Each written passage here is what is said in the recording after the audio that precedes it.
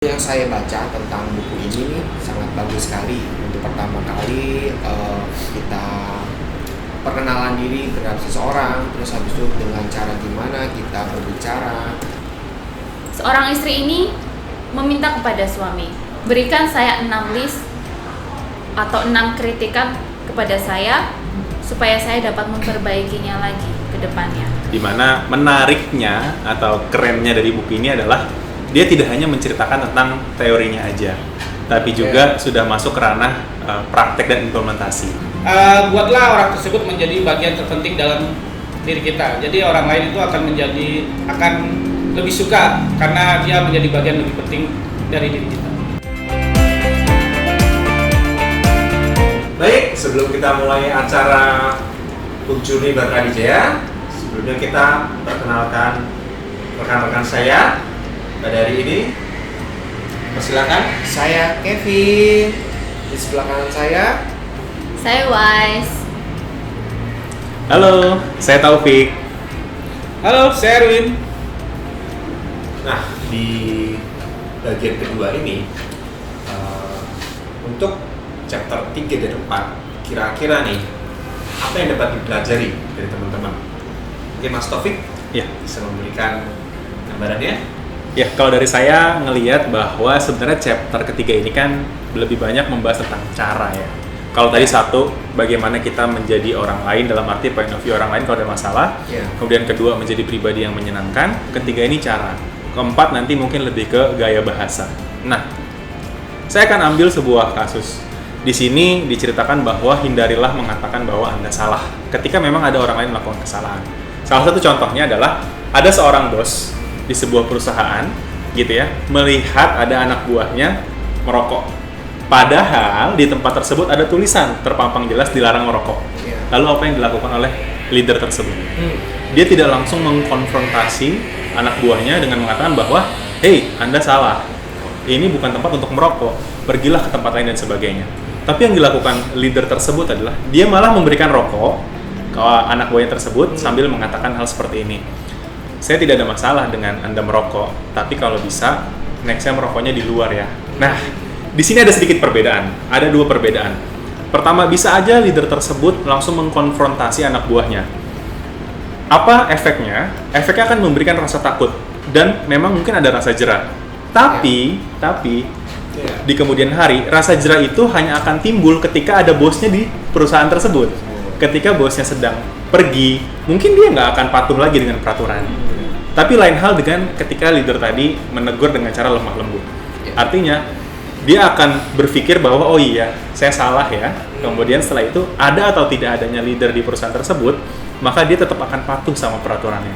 Jadi saya melihat dua point of view itu, jangan langsung konfront ketika ada orang lain melakukan kesalahan. Tegurlah dengan cara baik dan lemah lembut. Mungkin seperti itu, Pak Wahyu.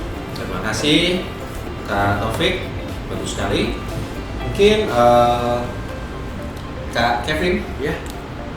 Oke, kalau dari Kevin baca dari buku ini mungkin bisa melihat ya, memang buku ini tuh tebal. Terus beberapa yang bab sampai bab 3, chapter 3 itu Kevin hanya ingin menambahkan dari Mas Taufik dengan benar, itu dengan cara gimana kita memenangkan pertemanan, gimana kita cara memenangkan dan menginfluence people. Jadi tuh kalau untuk dari Kevin, gimana sih caranya tuh? Jadi satu, kita harus menyamakan hal-hal yang selayaknya tuh orang lain tuh setuju. Seperti pada saat waktu mau musyawarah, mau kita meeting. Jadi kita ambil contoh kasus, misalkan ada orang yang tinggal di Bekasi, ada orang yang tinggal di Tangerang. Kita kantornya tuh di Tangerang. Nah, kita tuh harus tahu nih untuk kondisi jalanan segala macam, yang dari Bekasi kan pasti lebih macet dibanding ke Tangerang ke kantor. Jadi kita tuh mainnya ya kita diskusi dulu nih, misalkan nanti jam 10. Terus ya udah, kalau misalkan dari sisi teman yang tinggal di Tangerang itu keberatan, kita ambilnya jam 9. Sebagai contoh sih gitu. Contoh. bagus sekali, Mas Kevin. Mungkin bisa ditambahkan, Mas Erwin. Ya, terima kasih Mas Pak Wahyu. Saya mau menambahkan di chapter ini sebenarnya kita bicara bagian ketiga dan bagian keempat. Sebenarnya di bagian ketiga dan keempat ini kita belajar atau tips sih, lebih pastinya itu tips atau cara-cara kita berhubungan dengan orang lain. Di bab 3 itu sebenarnya kita berbicara atau di buku ini mengajarkan bagaimana kita dapat atau memberi pengaruh terhadap pemikiran kita kepada orang lain. Sebenarnya dalam buku ini ada 13 prinsip ya, cuman saya tidak bisa menyebutkan satu persatu dari isi buku ini. Cuman saya mau tekankan satu poin dari bab 3 ini, yaitu adalah akui kesalahan. Yang sebenarnya yang jadi masalah buat saya pribadi mungkin dan rekan-rekan di sini ya, untuk mengakui kesalahan itu agak berat ya, atau gengsi lah misalnya. Betul. Nah, di bab 3 ini kita diwajibkan atau dianjurkan akui kesalahan tersebut. Kenapa? Karena biasanya lawan bicara kita atau orang yang berhubungan dengan kita, apabila kita mengakui kesalahan langsung atau jujur, mereka akan lebih aware atau menghargai kita. Ya, betul. Itu sih menurut saya di bagian 3 dan 4. Cukup sekian sih. Saya kembalikan. Mas Erwin, ya. Bagus sekali. Mungkin bisa ditambahkan juga terakhir KWS. Ya, oke. Di sini saya menambahkan mungkin berbeda dengan Mas Erwin, dengan Mas Taufik dan dengan Kevin. Ya. Di sini satu case. Misalnya kita ada terjadi perdebatan dengan seseorang. Contoh, misalnya antara suami dan istri. Jika ada suatu perdebatan, sebaiknya kita menghindari dan cobalah kita menjadi pendengar. Jadi pendengar yang baik. Sebetulnya masih ada lanjutannya atau masih terkait dengan chapter sebelumnya ya, dengan chapter 1 dan 2 juga. Ya karena menang jadi arang, kalah jadi abu. Ya. Ya. Jadi daripada kita harus membantah atau menentang dan mengatakan bahwa Anda salah nih, gitu. Lebih baik kita menjadi pendengar yang baik. Bayangkan kalau 2 orang berdebat, yang ada yang terjadi bukan adanya komunikasi, tapi suatu kegaduhan ya. Nah, seperti itu. Ya, sebetulnya masih terkait juga dengan chapter sebelumnya bahwa kita menjadi pendengar yang baik. Gitu. Terima kasih sekali Kak Wais. Nah, terima kasih buat teman-teman yang sudah menceritakan dari yang dipelajari di chapter 3 dan 4. Kesimpulannya adalah yang pertama, kita harus bisa membuat kesepakatan dengan teman atau lawan bicara kita atau orang lain supaya kita harus bisa mereda ego kita. Kemudian tadi juga disebutkan kita harus bisa menghindari perdebatan yang tidak penting, karena walaupun kita menang debat belum tentu kita ya akan selalu menang terus ya. Dan ketika kita kalah debat ya sebenarnya kita nggak masalah ya. Kemudian ketika ada orang lain yang membuat kesalahan, jangan langsung kita membuat statement dan sifatnya konfrontasi, tetapi tegurlah dia secara halus dan lembut supaya lebih mudah diterima. Dan ketika kita berbuat salah, jangan lupa kita mau mengakui kesalahan kita sendiri ya, karena apabila kita mau mengakui kesalahan kita sendiri, biasanya orang lain akan lebih aware dengan kita. Oke, untuk di chapter 3 dan 4, apakah bisa membantu untuk mengembangkan skill atau mindset sebagai tim profesional? Mungkin Mas Kevin bisa membantu menjawab. Baik Pak Wahyu, saya coba memberikan pernyataan dari pertanyaan yang dari Pak Wahyu berikan. Jadi dari Kevin tadi sebelumnya ada ngobrol bahwa dimulai dari hal-hal yang disepakati bersama. Nah, muncullah suatu kejadian atau muncullah suatu kegiatan seperti musyawarah. Nah, musyawarah ini penting di suatu perusahaan untuk running well. Jadi mungkin setiap minggu ada meeting. Nah, itu kayak dibangun nih mindsetnya dari buku ini. Kita bisa lihat beberapa kiat dari tadi hal-hal yang disepakati bersama, menjadi pendengar yang baik. Nah itu sangat diperlukan dalam hal musyawarah, mendapatkan mufakat. Nah timbullah ide-ide baru untuk majuin perusahaan, naikin omset. Nah kalau dari Kevin ya, divisi sales marketing itu sangat penting sih. Kayak untuk gimana nih ada masalah di customer, entah itu nanti disampaikan ke manajemen, itu jadi mindset baru setelah Kevin membaca buku ini. Gitu. Seperti itu sih Pak Wahyu yang Kevin bisa sampaikan dari pertanyaan Bapak. Baik, terima kasih Mas Kevin. Jawaban yang sangat tepat ya. Jadi dalam bidang profesional atau pengembangan untuk skill dan mindset, kita bisa terapkan adalah bagaimana cara kita berkomunikasi supaya kita bisa mencapai mufakat ya melalui musyawarah tadi ya. Ini komunikasi dari satu tim ataupun dengan customer juga. Nah, di chapter 3 dan 4 ini kira-kira dari teman-teman apakah bagian yang paling berkesan dari chapter 3 dan 4? Menarik. Mungkin bisa disampaikan. Yang pertama, Kak Wais. Ya, terima kasih Pak Wahyu. Ya. Sebetulnya dari chapter 3 dan 4 ini memang saling berkesinambungan. Dimana di buku ini ada satu poin ya, saya petik, how to win the way of your thinking. Satu case, kita ada di dalam satu tim yang hanya ada 2-3 orang dibandingkan dengan kita satu tim yang ada terdiri dengan 10 orang. Susah mungkin kalau kita di tim besar biasanya terlalu banyak pendapat, terlalu banyak ide dan usulan. Terdengar sepele sebetulnya, tapi kita perlu menghormati pendapat orang lain.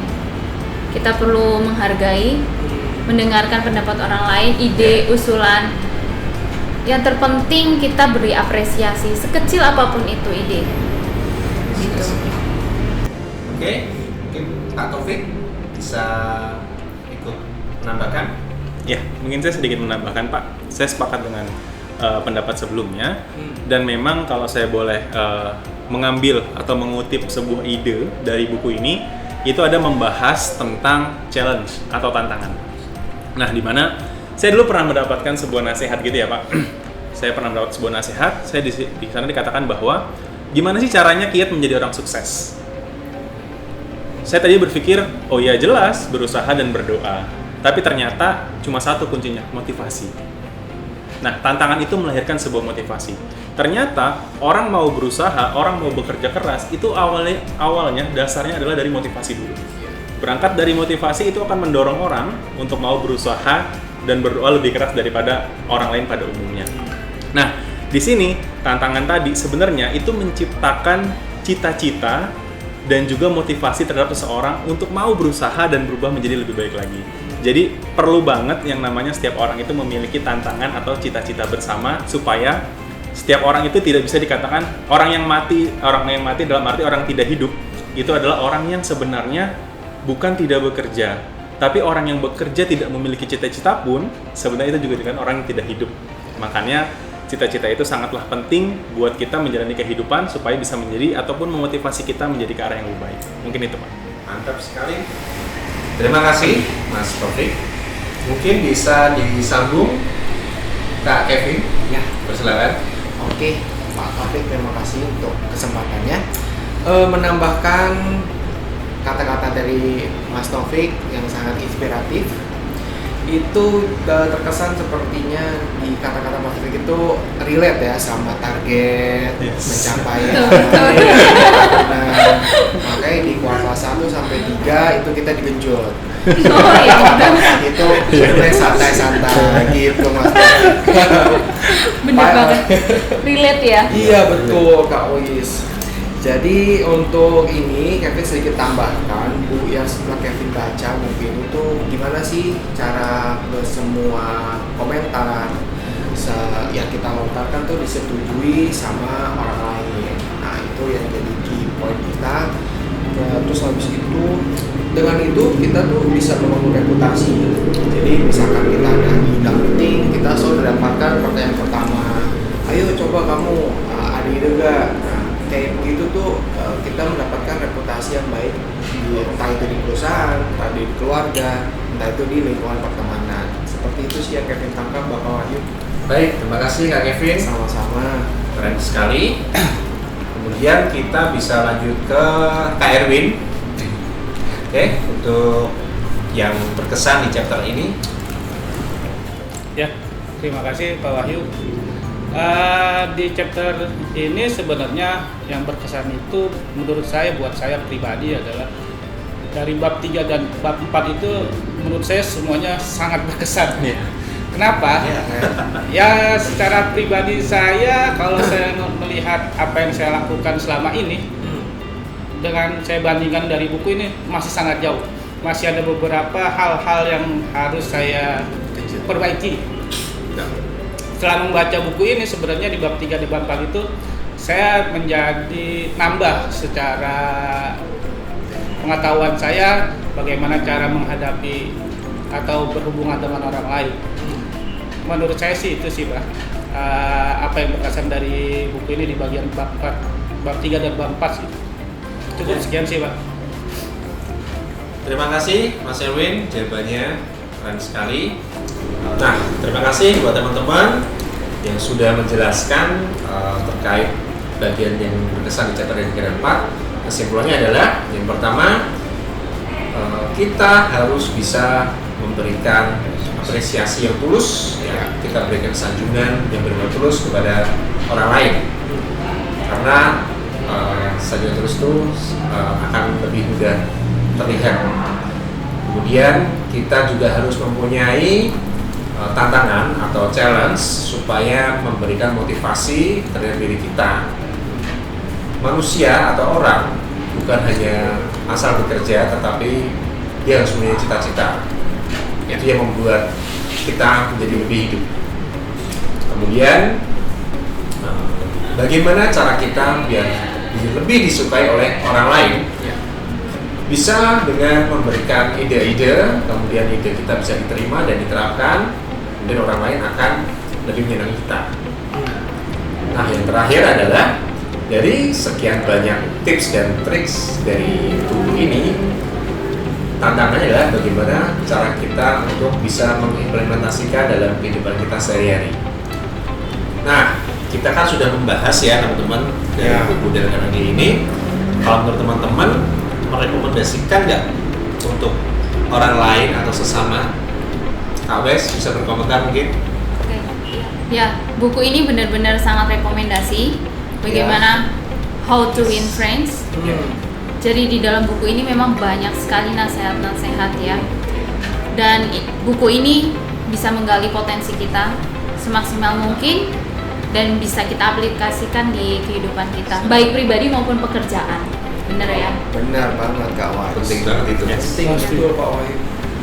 Ya, buat rekan-rekan atau kalian yang punya masalah terhadap berhubungan dengan orang lain atau punya masalah dalam berbicara atau berkomunikasi dengan orang lain, rekan-rekan wajib membaca buku ini karena ini sangat penting dan sangat bermutu.